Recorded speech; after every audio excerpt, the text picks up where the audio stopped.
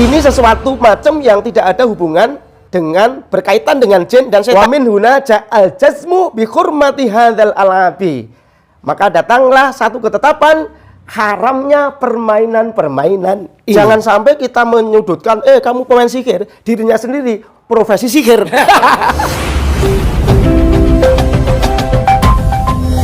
Assalamualaikum warahmatullahi wabarakatuh. Waalaikumsalam warahmatullahi wabarakatuh. Para pemirsa sekalian, kembali bersama Ustadz Somad Mukhrisun Syauqi Al-Hajj, dan kembali kami akan melanjutkan persoalan permainan yang bersifat sihir, al-abus syihriyah. Di antara al-abus syihriyah itu adalah permainan sulap. Definisinya adalah sesuatu permainan atau hal yang bisa membolak-balikkan pandangan mata dan mengilusi pikiran dengan berbagai contohnya. Kalau kemarin kita telah membahas tentang salah satu dari kitab mengenai hukumnya, yaitu haram. Kenapa haram? Karena dikatakan bahwa di dalam Islam itu melarang perbuatan yang tidak ada faidahnya, anfaidah begitu. Kan seperti itu. Ini menurut pendapat salah satu kitab yang ada di depan kami ini. Ustadz Somad telah mengatakan jika ingin berdiskusi silahkan datang kemari. Sekarang diskusinya belum terjadi, kita lanjutkan saja. Siap. Dan karena kita menghukumi permainan, ya kita baca kitab ini. Ya kita tidak silakan saja kalau yang pendapat lain, karena saya membaca kitab ini. Gitu. Monggo dilanjut. Ya, sekarang kita membahas tentang belajar ini. Mengajarkan sihir, belajar ilmu sihir, belajar dan mengajarkan. Gimana hukumnya nih? Ya. Jadi ini di dalam satu kitab. Adapun kitab lain berbeda, itu masalah yang lain. Mau silakan saja, silakan ditanggapi. Gitu. Alias ketika ada pendapat yang lain silakan ditanggapi. Kita kan hanya membaca kitab.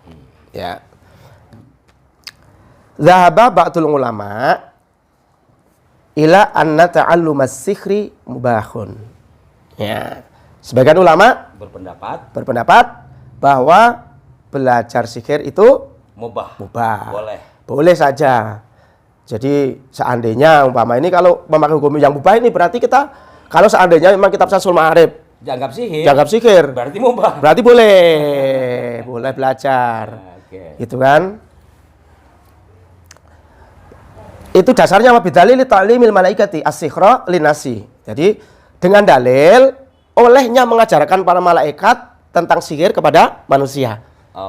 Ya, itu kan kemarin kita yang pertama itu ya, kita kan membahas tentang ayat itu ya, di tafsir itu ya. Di Babilonia ya. Ya, kama hakahul Qur'anul Karim anhum, sebagaimana Qur'anul Karim mengabarkan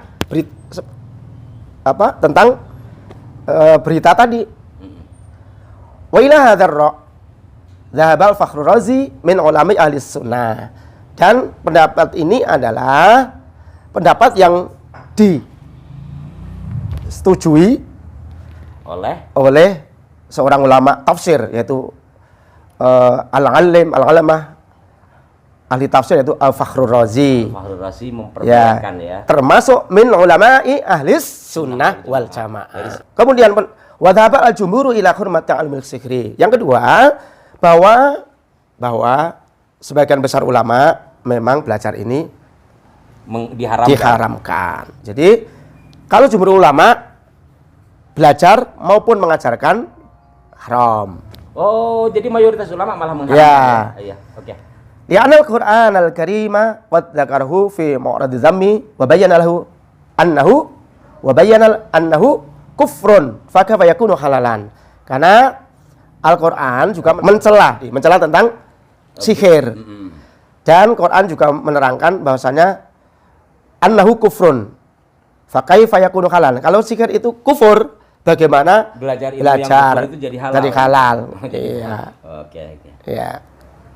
Kemudian Rasul juga menyampaikan bahwa sihir ini termasuk minal kaba'iril mubiqat, termasuk dosa-dosa besar, itu termasuk di dalam hadis. Rasul menyampaikan ijtanibu as-sab'al mubiqat, jauhilah 7 perkara atau dosa-dosa besar. Qalu wa ma hunna ya Rasulullah, apa saja yang termasuk as-sab'al mubiqat? Asyirku billah, syirik kepada Allah. Terus kemudian wasihru, sihir, iya, wa qatlun nafsi membunuh orang, allati haramallahu illa bil haq. membunuh yang Tidak ada alasan yang dengan alasan hukum yang benar. Iya. Kemudian wa aklu riba, Makan barang riba, wa aklu malil yatim. memakan harta anak yatim. Ya. Wa tawalla yaumal zahfi, lari dari peperangan. Wa qadful muhsanatil ghafilatil mu'minat. Jadi menuduh orang mukmin yang suci yang ini dituduh zina, itu termasuk di antara diantara dosa-dosa besar itu syirik dan sihir ya, serta beberapa hal lain yang tadi disebut tadi. Ya. Kalau fokus lagi kepada sihir tadi belajarnya ada yang memperbolehkan, ada yang mengharamkan. Kita kerucutkan lagi kepada persoalan yang saat ini sedang berkembang, tentang permainan-permainan sihriah itu. Ya kalau permainan hukum yang tadi, bahwa permainan kalau untuk permainan hukum-hukum sihir permainannya itu disitu al-jazmu mas, tetap hukumnya jazm. Bahkan ketika kita bicara tentang permainan itu dihukumi kenapa di sini? Hadza nau kama asfalna la alaqatalahu bil jinni wasyayatin. Jadi permainan yang tidak ada hubungannya dengan jin, tidak ada hubungan dengan setan.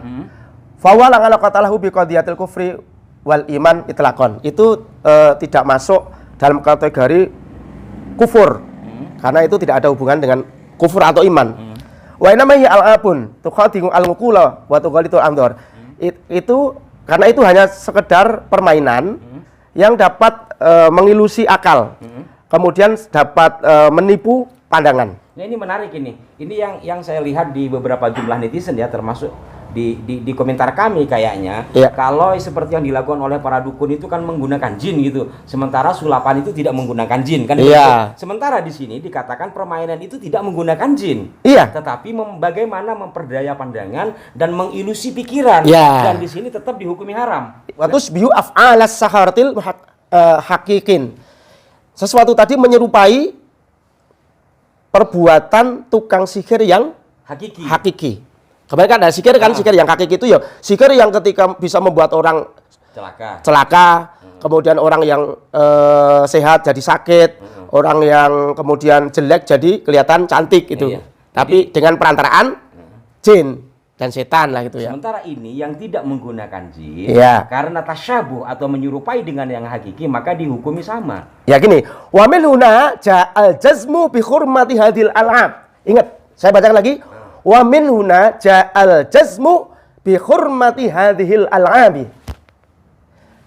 Dan dari keterangan ini, maka datanglah ketetapan dengan keharamannya permainan ini. Haram mas permainan.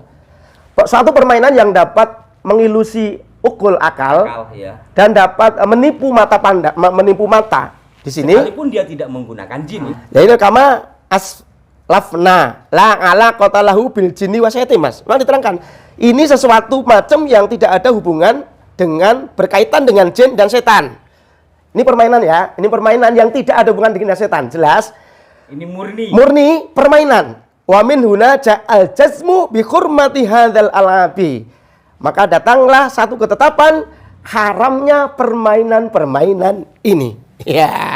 Wow, sekali lagi para pemirsa, saya tidak menyudutkan siapapun. Ini bagian dari ilmu yang ditulis oleh sejumlah ulama. Mungkin Ustadz ada pencerahan langsung kepada pemirsa sekalian terkait dengan hal ini. Menurut saya gini Mas Ali. Jadi sebelum kita menyimpulkan bahwa orang lain itu salah, orang lain itu sesat, orang lain itu bermain sihir, atau orang lain itu berbuat kufur. Kalau kita menyebutkan sihir itu kan sihir itu bermakna notabene-nya itu negatif di Indonesia ini. Jadi ketika kita ngomong sihir itu masih negatif.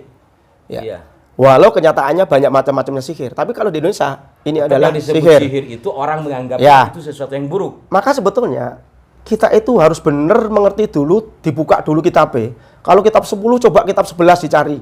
Kalau ada 12, 15 kitab dicari, dibuka kemudian dinyatakan. Jangan sampai kita menyudutkan, kamu pemain sihir, dirinya sendiri profesi sihir. Kan repot. Kalau mau belajar di pesantren untuk belajar, itu kan masih hukumnya masih ada yang mengatakan ubah. Tapi kalau bermain-main, mempraktekkan, dan dia justru untuk sebagai profesi, di kitab ini jelas-jelas diharamkan. Fi hurmatil hadhil alangab, haram permainan ini. Apalagi dibuat profesi. Jadi jeruk makan jeruk.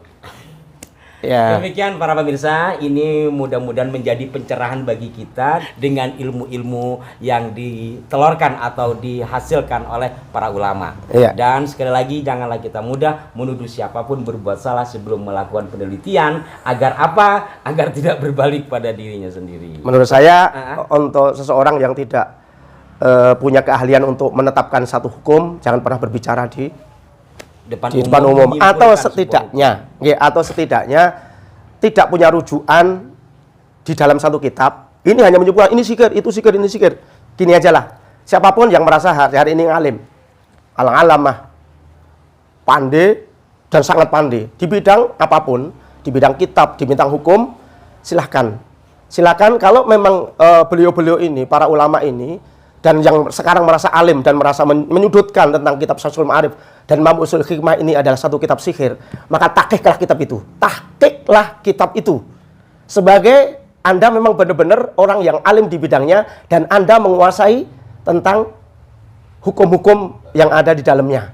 Silahkan tahqiq kitab itu. Saya yang pertama kali nanti akan membeli kitab tersebut kalau Anda mampu untuk mentahqiqnya. Dan itu tantangan saya. Silahkan ditahqiq kitab tersebut. Syamsul Ma'arif dan Mampu Ushul Hikmah. Itu aja. Wow, tegas sekali ini. Apakah itu mentahqiq? Mungkin beliau-beliau yang menonton ini dan pernah mondok pasti paham. Tapi kalau yang kayak saya mungkin masih bertanya. Dan ini tujuannya bukan buat orang awam ya, bagi mereka yang alim dan menyudutkan dua kitab tersebut, dikatakan sebagai kitab sihir, khurafat, bahkan dituduh sebagai kitab palsu. Monggo ditahqiq Pak Yai dan Pak Ustadz. Begitu tantangan dari Ustadz Somad, dan beliau orang pertama yang akan membeli kitab tahqiq tulisan Anda. Saya sangat berterima kasih, dan itu sebagai amal kebaikan Anda, karena Anda sekarang ini merasa di mana-mana Anda menyudutkan kitab tersebut. Maka Ustaz, terima kasih, mohon maaf, dan mudah-mudahan tantangan ini bisa diterima untuk kebaikan bersama. Sampai jumpa, wassalamualaikum warahmatullahi wabarakatuh. Waalaikumsalam warahmatullahi wabarakatuh.